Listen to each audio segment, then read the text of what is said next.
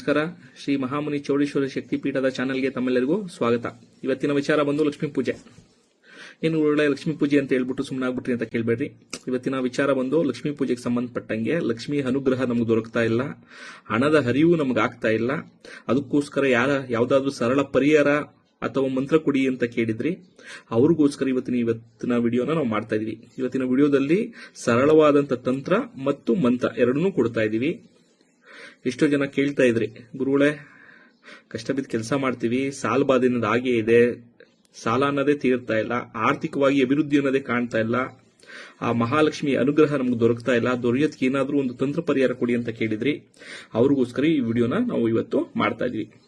ಮೊದಲಿಗೆ ತಂತ್ರ ಏನ್ ಮಾಡ್ಬೇಕಪ್ಪ ಅಂದ್ರೆ, ಪ್ರತಿ ಶುಕ್ರವಾರ ಮನೆಯಲ್ಲಿ ಪ್ರತಿಯೊಬ್ರು ಪೂಜೆ ಮಾಡೇ ಮಾಡ್ತೀರಲ್ವಾ, ಆ ಪೂಜೆ ಮಾಡುವ ಸಮಯದಲ್ಲಿ ಏನ್ 2 ದೀಪ ಇರುತ್ತಲ್ಲ, ಒಂದೊಂದು ದೀಪದಲ್ಲಿ ಶುದ್ಧವಾದಂತ 2 ಲವಂಗ ಹಾಕಿ. 4 ಪೀಸ್ ಲವಂಗ ಇತ್ತು ಅಂದ್ರೆ ಸಾಕು, ತಂತ್ರ ಪರಿಹಾರ ಮಾಡಬಹುದು ಪ್ರತಿ ಶುಕ್ರವಾರ.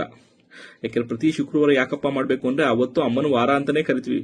ಮಹಾಲಕ್ಷ್ಮಿ ಅನುಗ್ರಹ ಪಡೆಯಬೇಕು ಅಂತ ಅನ್ಕೊಂಡವರು ಶುಕ್ರವಾರದ ದಿನ ದೀಪ ಅಣಿಸ್ಬೇಕಾದ್ರೆ 2 ಲವಂಗ ಹಾಕಿ ದೀಪದಲ್ಲಿ ದೀಪ ಅಣಿಸಿ.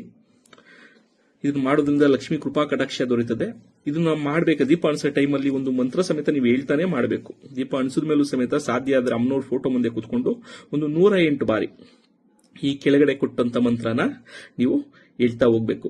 ಮಂತ್ರ ಯಾವ ರೀತಿ ಇದೆಯಪ್ಪ ಅಂದ್ರೆ, ಓಂ ಶ್ರೀಂ ಹ್ರೀಂ ಶ್ರೀಂ ಕಮಲೆ ಕಮಲಾಲಯೇ ಪ್ರಸೀದ ಪ್ರಸೀದ ಶ್ರೀಂ ಹ್ರೀಂ ಶ್ರೀಂ ಓಂ ಮಹಾಲಕ್ಷ್ಮೇ ನಮಃ.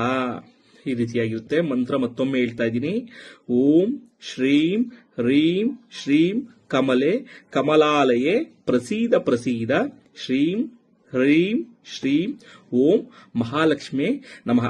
ಈ ಮಂತ್ರವನ್ನು ಪ್ರತಿ ಶುಕ್ರವಾರ ದೀಪ ಅಣಿಸುವ ಟೈಮಲ್ಲಿ 108 ಬಾರಿ ಜಪಿಸುತ್ತಾ ಕೊಟ್ಟಂತ ತಂತ್ರ ಪರಿವಾರವನ್ನು ಮಾಡುತ್ತಾ ಹೋದ್ರೆ 3 ರಿಂದ 4 ತಿಂಗಳು ಕಳೆಯೋದ್ರೊಳಗಡೆ ನಿಮ್ಮ ಮನೆಯ ಆರ್ಥಿಕ ಬಿಕ್ಕಟ್ಟು ಅನ್ನೋದು ದೂರ ಆಗಿ ಆ ಮಹಾಲಕ್ಷ್ಮಿ ಅನುಗ್ರಹ ನಿಮ್ಗೆ ದೊರೆಯುತ್ತದೆ ಅಂತ ನಾನು ಹೇಳ್ತಾ ನಾನು ಈ 2 ಮಾತನ್ನ ಮುಗಿಸ್ತಾ, ಇದುವರೆಗೂ ನಮ್ಮ ಚಾನಲ್ ಯಾರು ಇದುವರೆಗೂ ಸಬ್ಸ್ಕ್ರೈಬ್ ಮಾಡಿಕೊಳ್ಳಿ ಅಂತ ಹೇಳ್ತಾ ನಾನು ಈ ಮಾತನ್ನ ಮುಗಿಸ್ತಾ. ಎಲ್ಲರಿಗೂ ಒಳ್ಳೇದಾಗ್ಲಿ. ನಮಸ್ಕಾರ.